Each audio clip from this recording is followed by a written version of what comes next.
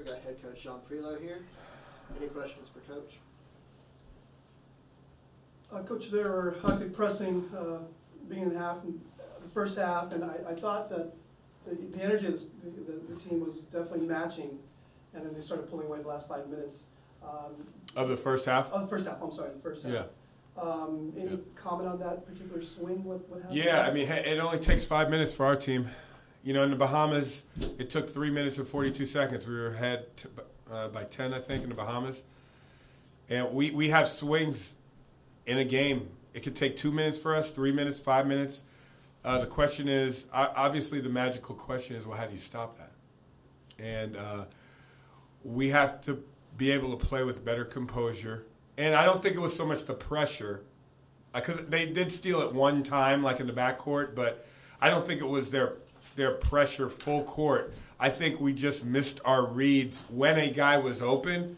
We just didn't get it to the guy right away, and we held it to try and do something on our own instead of just passing it and going and screening on it, or just pass it right inside and cut, fill, concept basketball. And that's what I think it was. And it's really strange because, as bad as it was in the first half, we won the second half. And the second half is exactly how we should have played. Now, it doesn't mean that we would have won, but it would have probably been a lot closer because we wouldn't have turned it over as much and they wouldn't have hit so many threes. I mean, we changed our coverage a little bit in the second half as well, so I think that helped. Yeah. Yes, Coach, throughout the season you've talked about limiting pick-six type of turnovers, but today you actually got some in the Spartans actually got some in their favor because Bray Ivy twice got fast break layups off steals. So do you see... Meaning we had some. Yes. Yeah. In your favor. So yeah. Do you see your team learning how to create points off turnovers now? I don't know if it's necessarily that they're learning how to create points off of turnovers. I think it's more like our guys, when you're in defensive position, sometimes the ball is just going to come right to you. And as simple as that may sound, that happens a lot. Even at the high level games, North Carolina's or Kansas. Sometimes those teams are playing and you just throw the ball, and if you're in the right position, sometimes it just comes to you. And then, yes, if that happens, the team's off and running. And, yeah, it worked in our favor, but we didn't go into the game saying, hey, we have to try and force this amount of turnovers. We didn't do that. We were actually trying to just play as solid as we could and try and make it a 2 game, but they came out hot and they made threes. It seems like they were protecting, or they know you're coming at a 2-point or 2 game, and they're really trying to protect the paint quite a bit. I think it seemed like he shot the most threes in this game. You're saying did they try and make it a 2 game defensively for them? Right. I don't know if that was the case. I think that was just a function of how we play, because we play inside out, right? I would say they play outside in. Would you agree with? Yeah, right? Yeah, because it's 4 out, 1 in, guards, pass, dribble, shoot. They're shooting threes. We play inside out, so it's more 2s that are going to happen from us. Now, I think the 3s that we make are a result of us playing inside, because I thought we were bigger than them. Yeah.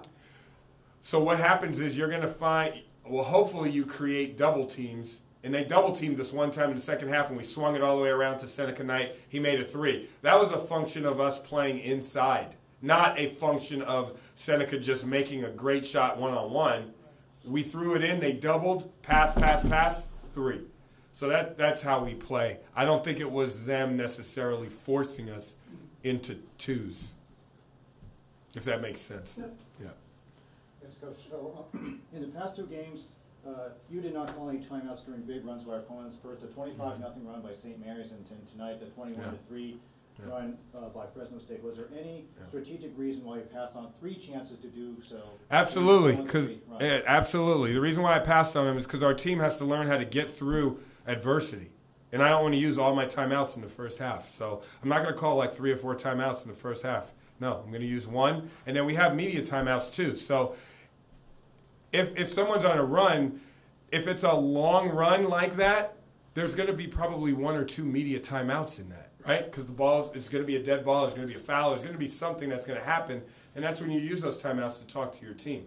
So I'm strategically using the media timeouts rather than just calling timeout, if that makes sense. But you are the leader of the team. Do you not feel any obligation to stem the run by your opponent, but putting your team in the best position to win? I am the leader of the team, and the point is that I'm trying to make our guys understand how to handle adversity. And you handle that by, just because you call timeout doesn't mean it's going to stop a run. What's going to stop the run is being able to, one, not turn it over, being able to box out, being able to guard the ball, and being able to come up with a rebound and secure it and go down and score. That's how you stop a run. Just calling timeout doesn't mean it's going to stop anything, especially the way we're turning the ball over. So turnovers are our biggest problem right now. Whether I call timeout or not, we're turning the ball over, and that's what we're going to continue to work on. We have to work on that, and we're going to continue to work on that because we're going to continue to throw the ball inside, and we have to make plays off of the post up. That's what's going to happen.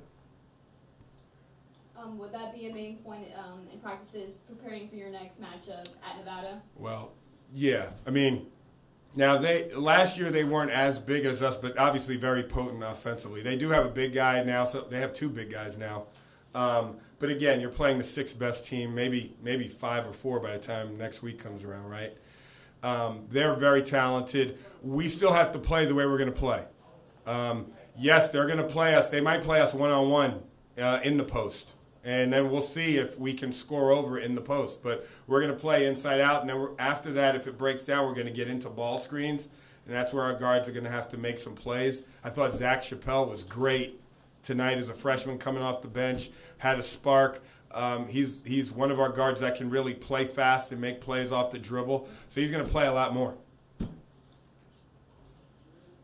And one more question. So once again, the dreaded combination of missed shots and turnovers flip a close game. Yes. To a blowout loss, and so now Yes. the team is 3-10, 0-1, beginning the Mountain West play against perhaps the biggest opponent of the Coming up. rival. Coming up. Probably the biggest game besides Nevada, starting with a 20-point loss. So how do you, as the leader of the team, put a stop to the dreaded combination of missed shots and turnovers and get the message through to teach a team how to get through adversity and play better? Well, you got to keep putting them out there, and they have to keep experiencing that. Okay, we can't hide in a hole, and we can't assimilate. Our team can't assimilate Fresno State and Nevada. So we have to practice. We're going to practice hard. We're going to pressure the ball every single day in practice. That's how you get better, because you can't run and hide, and you can't do drills. Drills aren't going to help the situation. But the belief that I have in our players is what's going to get us through this. Them knowing that I believe in them, and guess what? It's going to happen through them. That's what's going to make it happen. But the team is now 3-10, 0-1. Do you think that something is just not working right now? No, I just think we've lost a lot of close games too. We've lost a lot of games, especially in the Bahamas. We lost a lot of close games in the Bahamas. It can go either way. So it's a learning process. This is a process. This isn't overnight. It doesn't happen overnight. So it happens through a process, one game at a time. When you go through league play, and league play is different than non-conference, you have to learn how to win, and you have to learn how to go against different teams. And that's what our team is going through right now. Anything else? Okay, thanks, Coach. Thank you. All right, we got Michael Stedman and Zach Chappelle here. Questions for either player? Slow start, Michael. Was it just the defense? They're pretty athletic, of course, coming in, and they're pressing from the beginning, and but you got a double-double. And how do you equate that to defense, or maybe you slow start, or both? Or? No, I wasn't the defense. I literally, there was 3 shots I know I could have usually make. I had one dribble drop step towards the baseline. I usually make that one. I was 80%. I was just forced. I think I was a little bit too quick on my shots, but other than that, yeah, it wasn't really the defense. Yeah. They were pretty athletic, though. I do give them that. And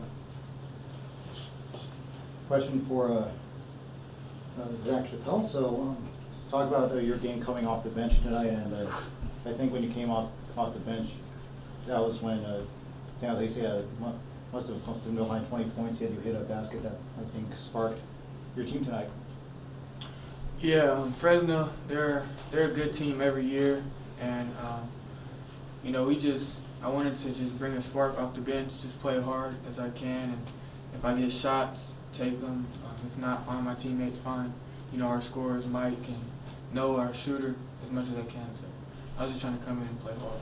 Yeah, more specifically, I just took a look at the box score. You hit 5 of 6 free throw attempts tonight, so it seems that you were able to drive in the basket and draw contact. Yeah, I just want to create. I mean, if my shot's there, then I'm going to take it. If not, I'm going to find our guys. Yeah, you had good minutes, definitely with a spark plug in there. Do you think the more minutes, just the more productivity, is that what you're really trying to get to, obviously, or is that? I just got to bring it every day. I trust Coach, and I know he's going to put me in there. You know, I just got to do my part and bring it every game. Overall, you had more size on Fresno in a sense, but there's probably just more team speed there. But was there any kind of game plan, or they're noted for their defense, any kind of particular game plan that you knew the press was coming, or is there something?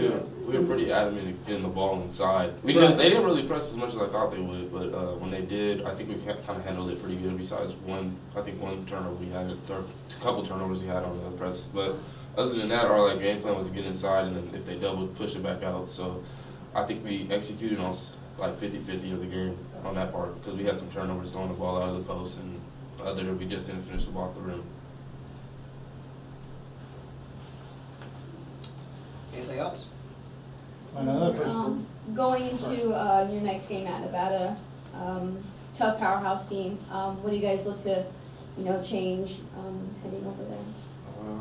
Or to emphasize or to work on? Yeah, I don't think it's more so of a change, but I think we just need to execute on the little things, like boxing out, not turning over the ball.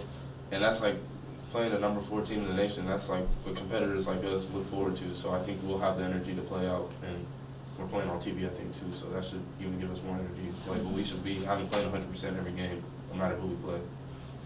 Another question about Michael Stedman, again, about free throw shooting. Like your teammate, Zach Chappelle, you went 5 for 6 from the line tonight. Went on the season, you've been a 59% free throw shooter. So talk about how you draw contact inside and how you've been working on your free throw shooting this season. Well, I try to play physical inside, try to get to the line. That's usually easy points, but for me, I kind of struggle from the line. So I kind of lose focus sometimes, but today I really locked in on the free throw line and knocked him down. Anything else? Okay, thanks guys.